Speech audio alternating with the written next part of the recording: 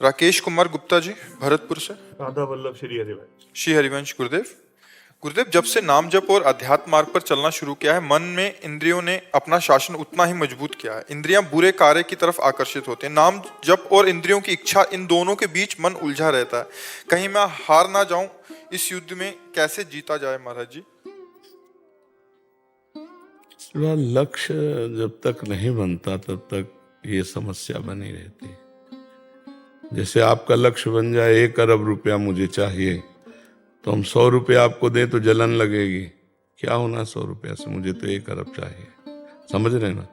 अगर लक्ष्य बन जाए कि मुझे प्रभु की प्राप्ति करनी है, तो किसी भी भोग की तरफ मन जाए, हम थोड़ी जाएंगे। मन जा सकता है, हम नहीं जा सकते। हम ना जाए तो मन कुछ बिगाड़ नहीं सकता है, वो शांत हो जाएगा।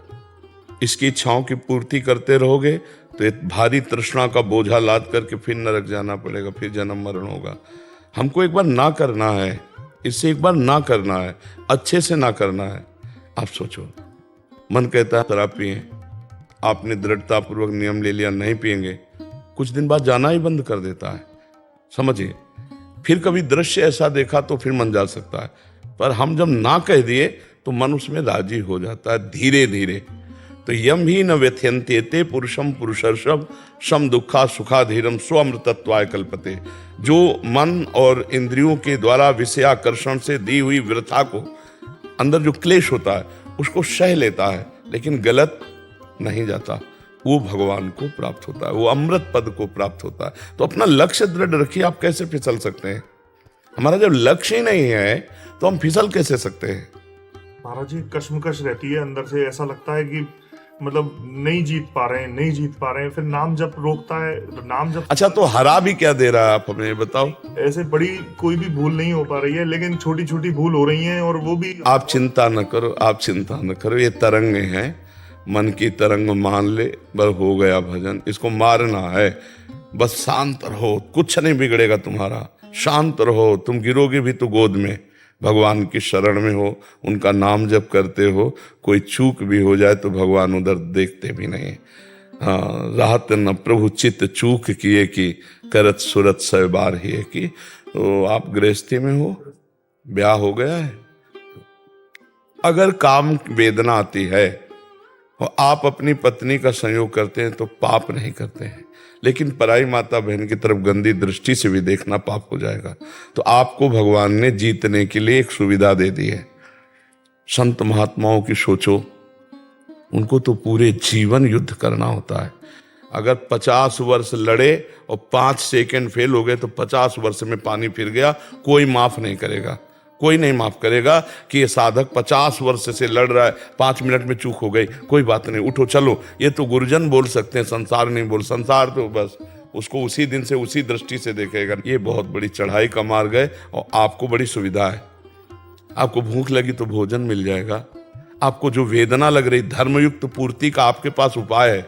जरा कभी कभी उनके लिए भी सोच लिया करो, जैसे पूरी जिंदगी दिए हुए संत महात्मा है, कि इनकी सोच में भी कुछ नहीं आना। सोच में भी, क्रिया तो बहुत दूर की बात है। जहां सोच में आया तो फिर क्या रह गया? ध्याय तो विषयांत पुंसास। अगर विषयों का ध्यान हो रहा है तो संगास्ते सुपजायते, संगात संजायते कामा, कामात क्रोधो भी जायते, क्रोधात बहुत सम्मोहा, सम्मोहा स्मृति विभ्रमा, स्मृति भ्रंशात बुद्धिनाशो बुद्धिनाशात प्रणश्यति। आप तो बड़े सुविधा में हो, किले के अंदर से युद्ध कर रहे हो। नाम जप करो, डरो मत, करो सदा तिनके रखवारी, जिम बालक राखे महतारी। हमारे भगवान के वचन है, बस सहना होगा। सहत सहत बाढ़े भगत गृह तन गुरु हितगार। अंदर जो आक्रमण हो रहे हैं उनको सह जाओ तो महात्मा, और टूट गए तो फिर बिखर जाओगे, फिर भगवत मार्ग से अलग हो जाओ। लगभग 18-19 वर्ष की आयु शरीर की होगी। तो ब्रह्मावर्त बिठूर में गंगा किनारे भ्रमण कर रहे थे, तो हमने कई बार सुनाया है, एक शराबी ने हमको बुलाया। नजदीक गए तो देखा शराब पिए हुए, दुर्गंध आ रही। रहे क्या कहना चाहता है? बोला, हमारे पीछे आओ। तो हम कौतुकी स्वभाव के, आखिरकार क्या करेगा ये, देखते।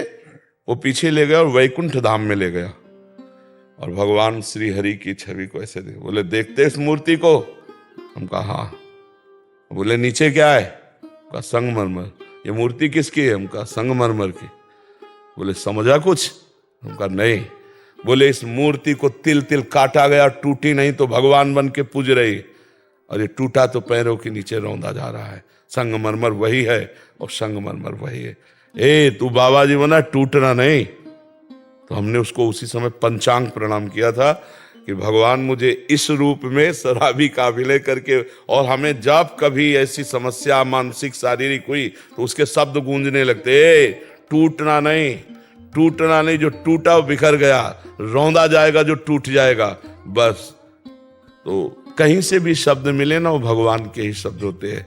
बहुत जगह भगवान विविध उपदेश देते हैं। एक बार हम परिक्रमा कर रहे थे तो वृंदावन में वो मतलब तटिया स्थान के इधर ऐसे अखाड़ा है, वहीं सामने पीपल का वृक्ष है, तो ठीक पीपल के वृक्ष के ऊपर लघु शंका कर रहा था। तो पहले तो मुझे लगा अर्घ दे रहा है, क्योंकि ऐसी सोच ही नहीं थी कि कोई लघु शंका कर सकता है। और जब नजदीक गए परिक्रमा करते हुए तो देखा कि लघु शंका, वासुदेव भगवान का स्वरूप पीपल का वृक्ष है, लघु शंका करता है। ए बड़े ज्ञानी बनते हो, इसमें वासुदेव दिखाई दे रहा, मेरे में वासुदेव नहीं दिखाई। वो गलती हो गई अब का गलती हो गई। तुरंत प्रणाम किया, कहा भगवान धन्य है, आप ही सच्चा ज्ञान देने वाले हो। तुम एक वृक्ष पे वासुदेव दिखाई दे रहा, मुझ में वासुदेव नहीं दिखाई दे रहा।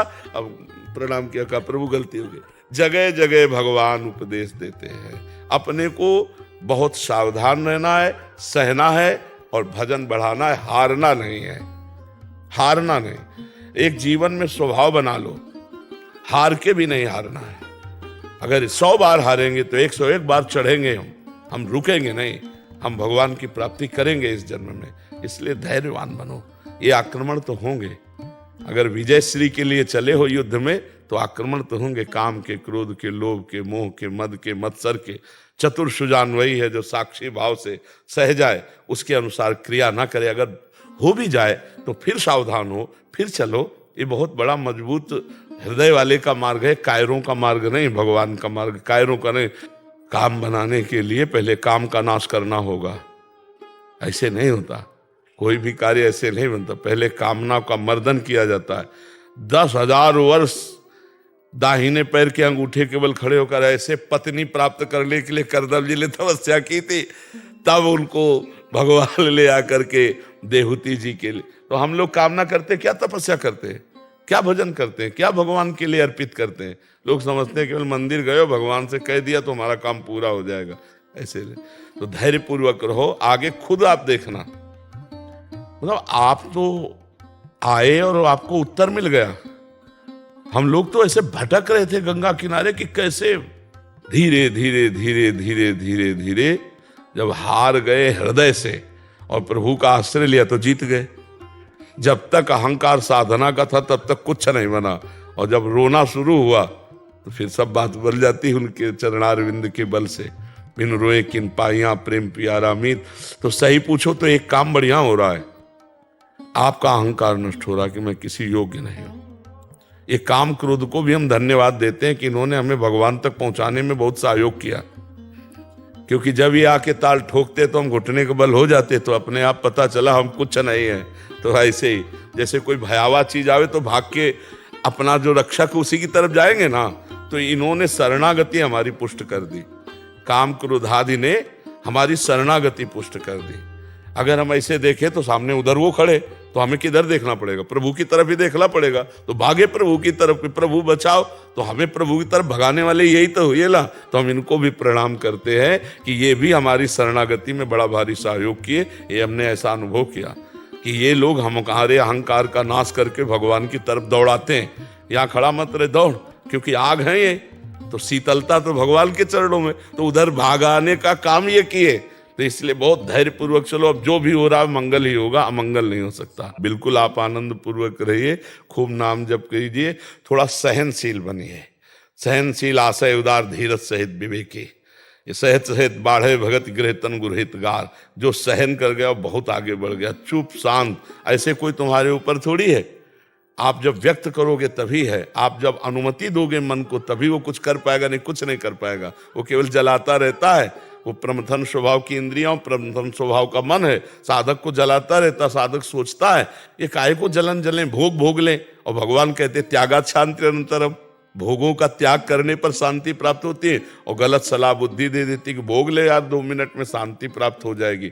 बस वो तो क्रिया हो गई, लेकिन उसका जो संस्कार बना वो जीवन भर तुम्हें काटता रहेगा, भगवान से बिलक करता रहेगा। इसलिए बहुत सावधान रहना चाहिए।